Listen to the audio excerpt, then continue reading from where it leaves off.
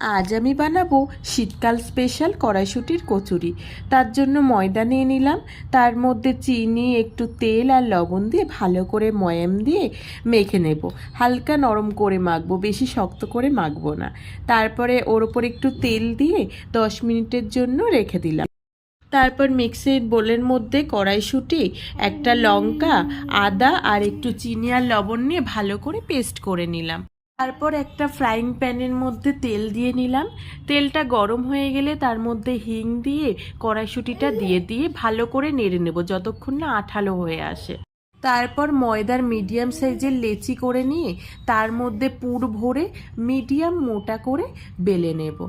তারপর কড়াইতে তেল দিয়ে কচুরিটা এপাশ ওপাশ ভালো করে ভেজে নিলেই তৈরি হয়ে গেল আমার কড়াইশুঁটির কচুরি।